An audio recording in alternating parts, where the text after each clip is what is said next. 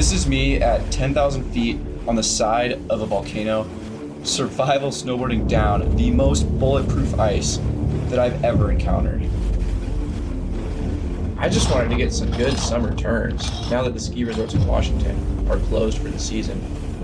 So I woke up at 2 a.m. and drove out to Mount Rainier National Park to start the adventure. I had no idea what was waiting for me on the upper slopes of the mountain. It is 4:45 in the morning and I am at the base of the mountain. Pretty sweet. I got maybe 3 hours of sleep if I was lucky. It's gonna be a big day. I'm trying to get up to Camp Muir, 10,000 feet. I am gonna be in outer space today. First light is just starting to hit the mountain. I'm gonna get started up the hill. I think the sun's gonna be coming up soon.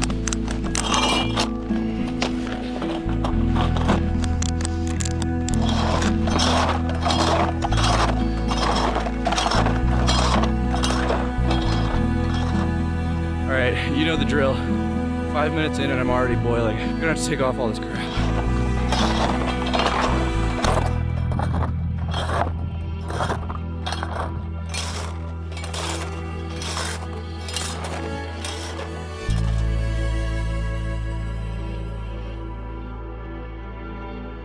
Pretty good look at the route from here. Gotta get up to that bulge there. And that steep part going up to it is actually the steepest part of the whole climb.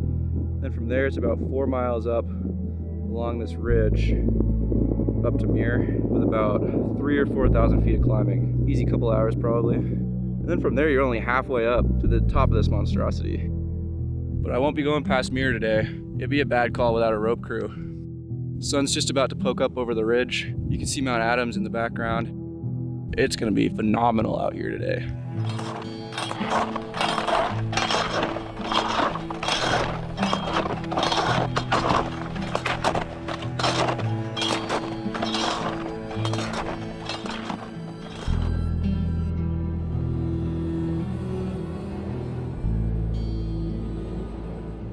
Coming up on the steep part, I don't know, man, it's looking pretty icy up there.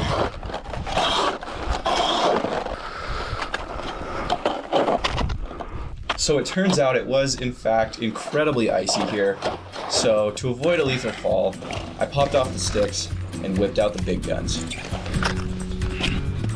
These things are sweet because even though they have 12 points on each foot, if you can even just get 2 or 3 of them into the ice, you're not gonna slide.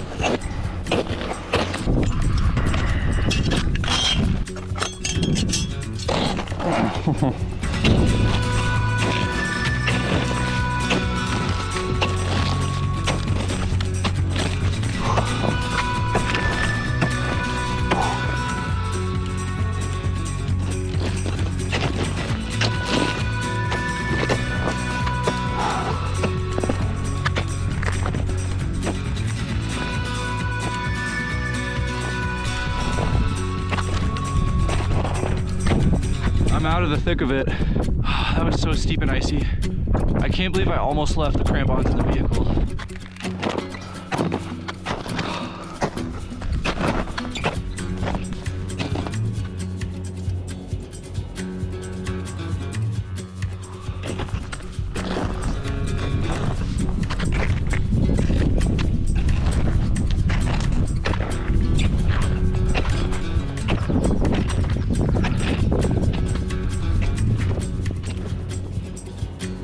Once you get over the top of Panorama Point, the trees disappear and the views are exquisite. You can get a really good look at the rest of the route from here. Camp Muir looks deceivingly close, but it is still painfully far away.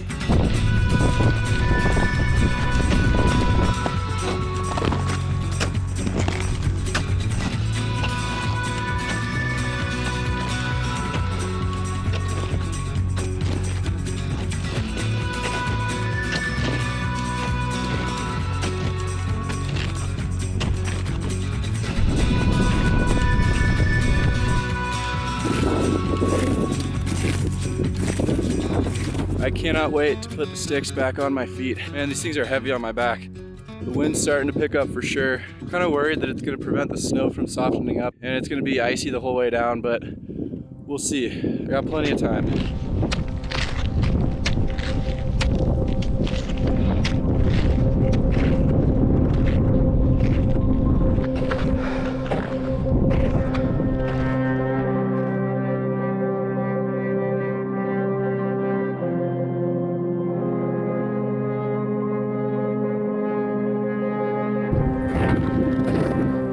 Sticks are going back on, and it's going to be real cruisy.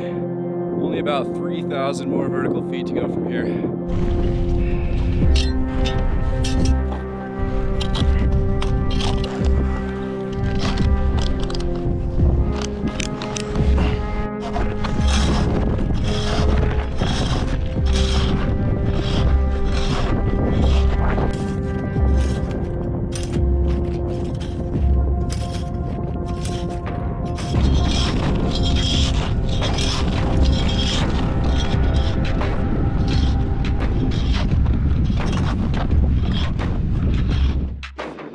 As I climbed higher, the wind continued to pick up.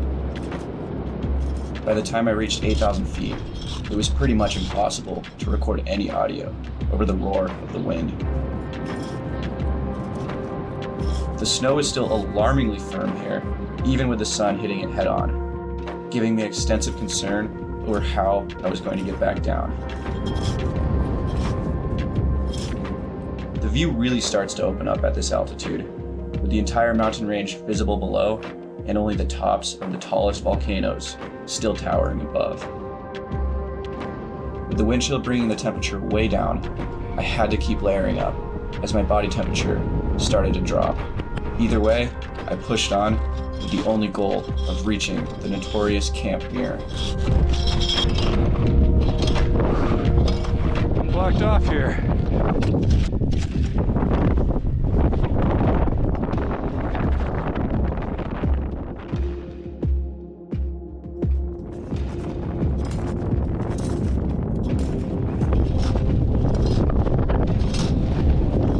I saw some very tired looking climbers who had summited the day before making their way down.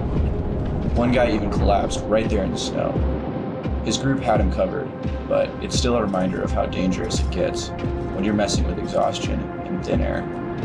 Reaching 9,000 feet, I definitely started to feel it too.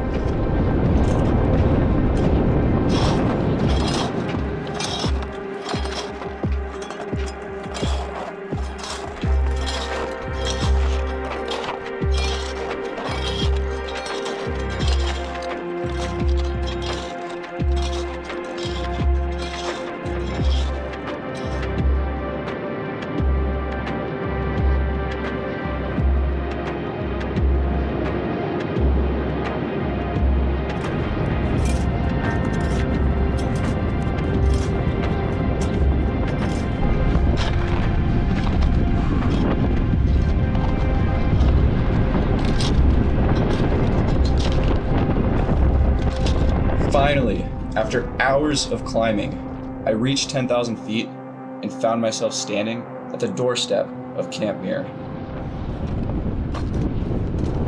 There is a lot to take in up here. Climbers making their way through the rock and ice of the upper mountain, views that are similar to what you'd see out the window of an airplane, and sustained 60-mile-an-hour wind that makes even walking extremely difficult. It got very cold with the wind chill, so I quickly threw on every layer that I brought. The snow is still cement up here, so I decided to hunker down for a while, with the hopes that the summer sun would eventually start to warm it up.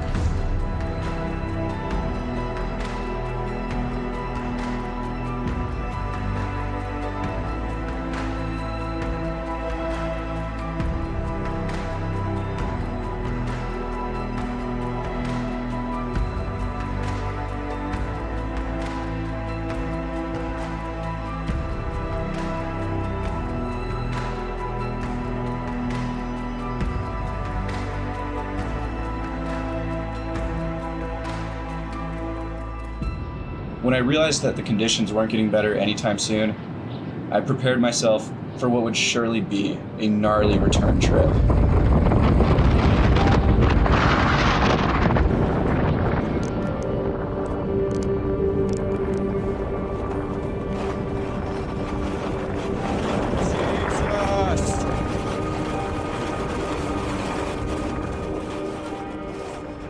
This snow was terrible. We are talking about the worst, tooth-rattling, dynamite-proof ice that I've ever slid down. The continuous high-speed wind above 9,000 feet was preventing the snow from softening up, even a little bit. It was actually so bad that I put the camera away and held out for better conditions lower down. As I struggled through the toughest turns of my life, I thought about how they say that this type of riding is what makes you a better snowboarder.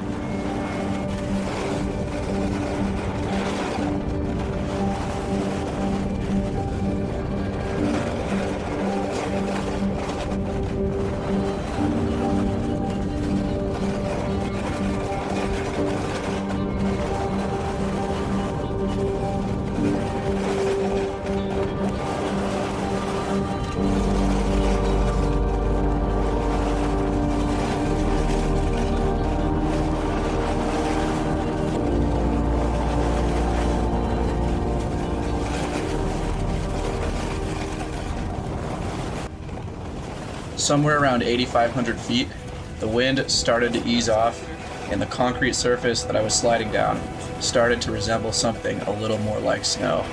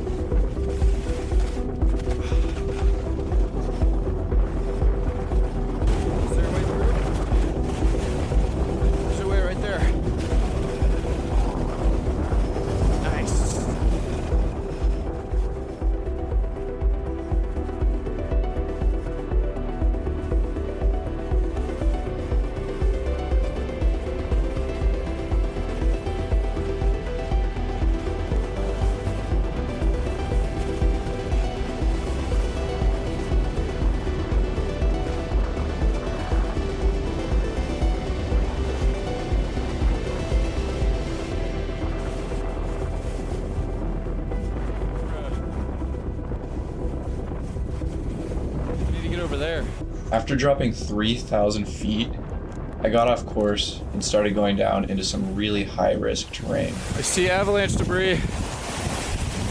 The whole thing went. This might be a bad call. Nope, not going this way. Go right up there, see what's on the other side of that thing. Should be a little bit better. Thankfully, that fresh slide reminded me of how stupid it is to be out here alone, so I made sure to get right back onto the well-known route. There's a saying, I think it's like, ski what you climb. This was the perfect example of that. You should go down the same slopes that you studied on the way up so that you can make educated decisions and avoid getting yourself smoked. Now that I was back on track, the snow was getting softer and I was able to move a lot faster.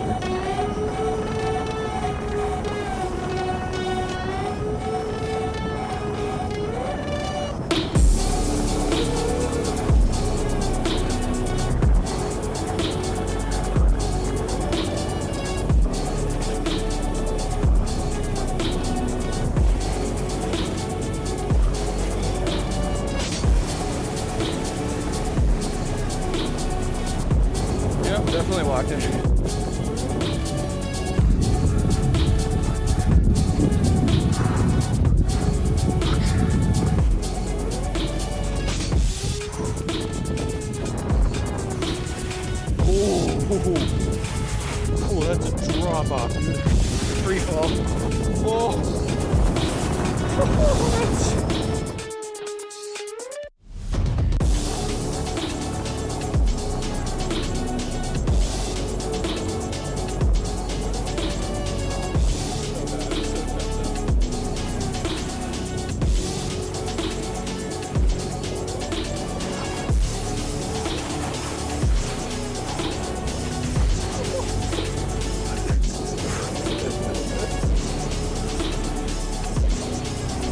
So bumpy from the footsteps.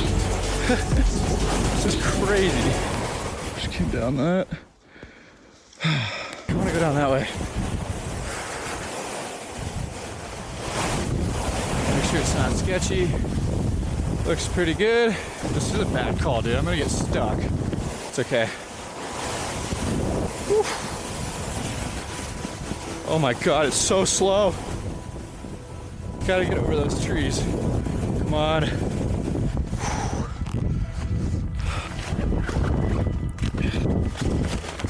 It's always crazy when you drop like 5,000 feet in 20 minutes because up there it's like freezing cold, like 5 jackets and you're still cold, and like down here even a t-shirt is too warm.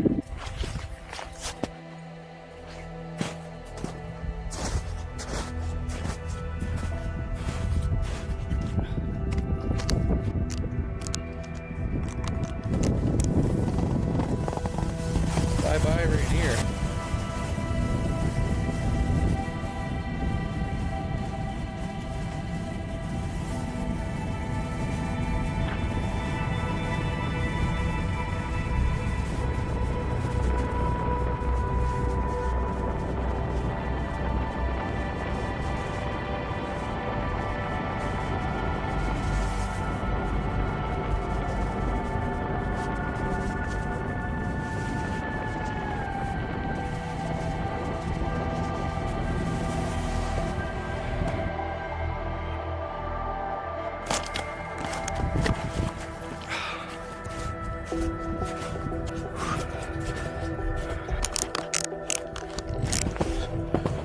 We're moving.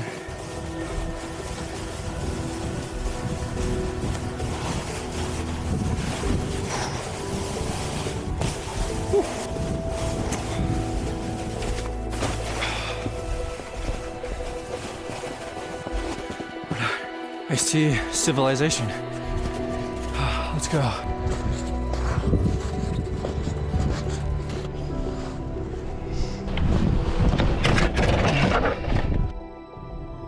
That was crazy. I mean, the snow went from bulletproof to kind of okay to basically mashed potatoes. It always amazes me how friggin' tall this mountain is. Like, it rises so high into the sky, and what I just did was only half of it. Devious, bro.